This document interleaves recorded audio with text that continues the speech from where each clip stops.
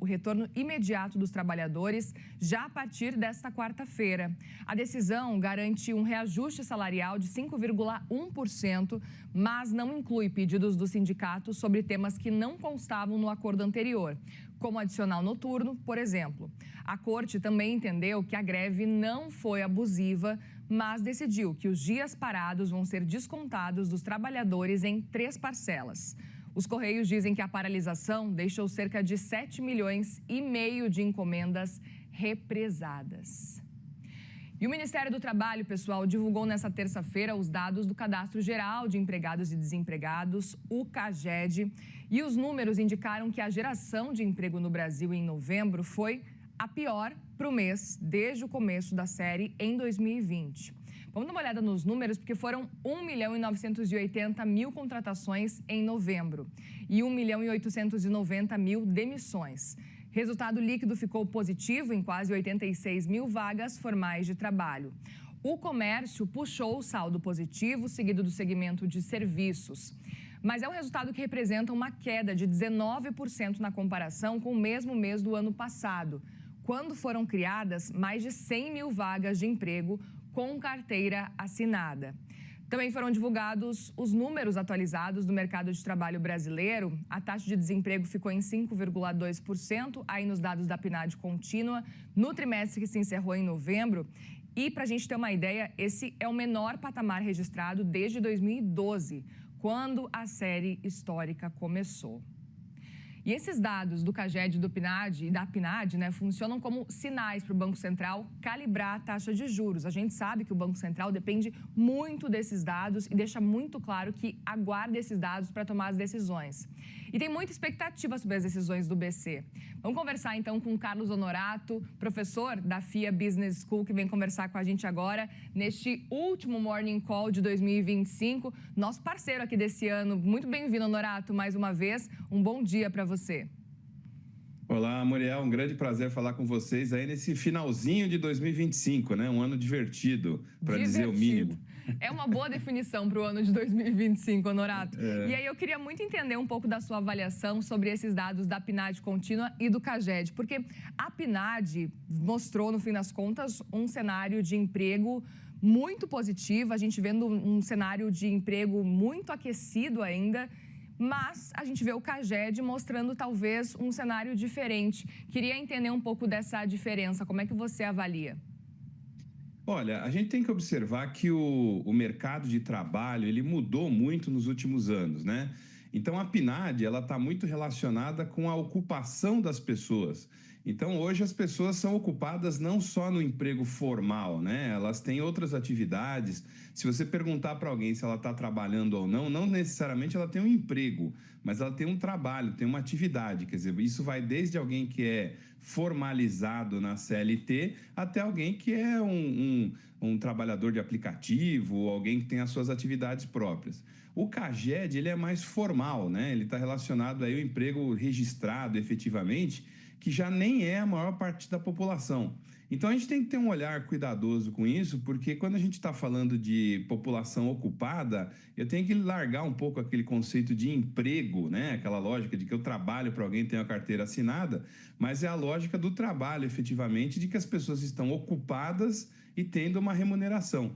Por isso que, no final, acho que o indicador acaba sendo positivo da gente estar num nível de desemprego o mais baixo aí dos últimos anos, o mais baixo da série histórica.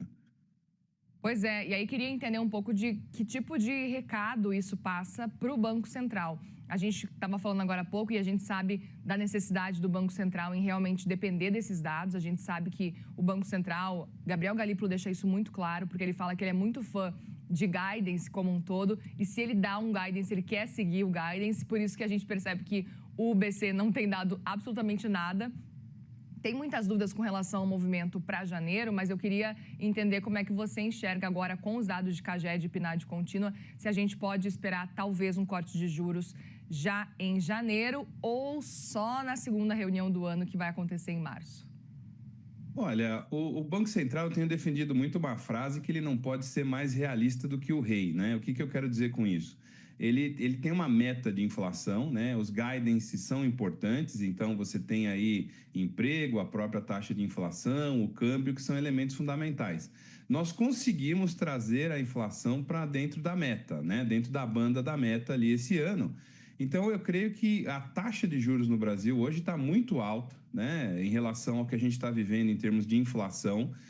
Se o Banco Central começar a se apegar em certos detalhes, né, porque a população, o desemprego está muito alto, ou o nível de renda está aumentando, e ele mantiver essa taxa de juros, você pode criar um problema pelo outro lado, que é um grande endividamento das famílias, um grande endividamento das empresas, uma falta de investimento, que é justamente o investimento que vai gerar novos postos de trabalho, a possibilidade que isso se mantenha sem um decréscimo da economia.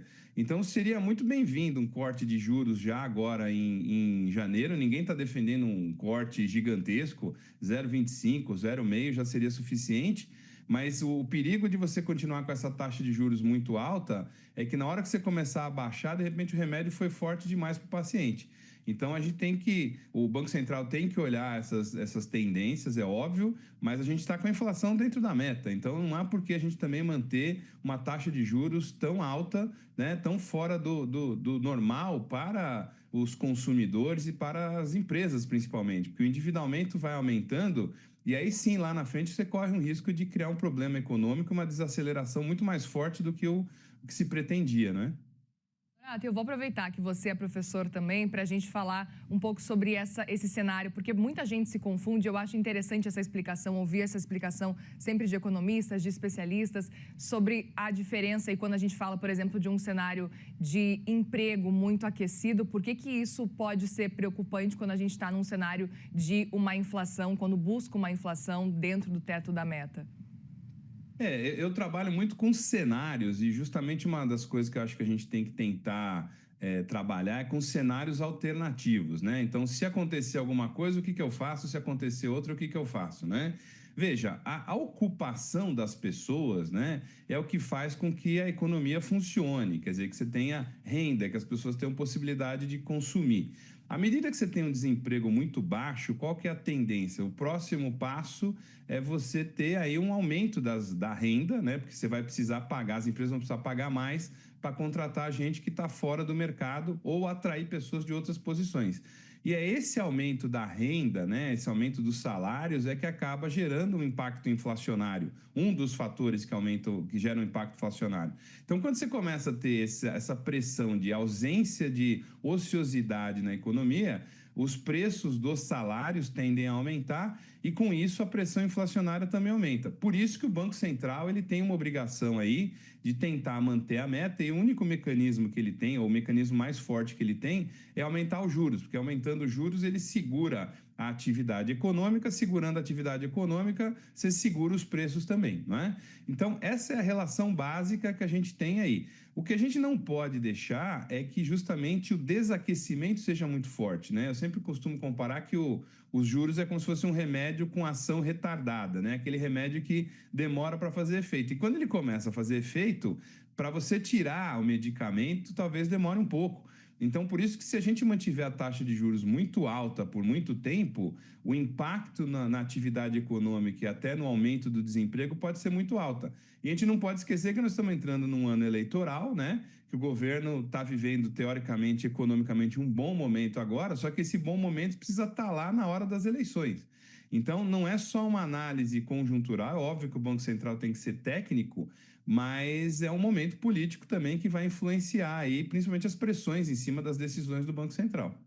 Muito bem, Carlos Honorato, professor da FIA Business School. Obrigada mais uma vez, viu, pela conversa aqui com a gente e espero que você volte mais vezes em 2026 nessa parceria aí para a gente continuar ouvindo as suas avaliações e expectativas para o ano que vem.